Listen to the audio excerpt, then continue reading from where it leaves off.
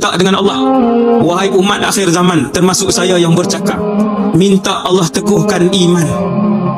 Minta dengan Allah, ya Allah, teguhkan iman kami, kuatkan iman kami. Sebab yang menguatkan iman kita ialah Allah Subhanahu wa ta'ala.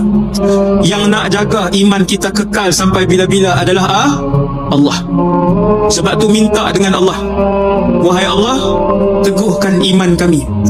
Sebab tu bangun pagi, raditu billahi rabbah wa bil islami dina wa bi Muhammadin. Itu adalah ikrar semua umat Nabi Muhammad pada waktu pagi dan petang. Seperti mana pegawai-pegawai kerajaan berikrar, maka ini ikrar umat Nabi Muhammad. Bangun pagi sebut, wahai Allah, aku redha Engkau Tuhan aku. Sebut mulut dan hati kita. Aku redha Islam cara hidup aku.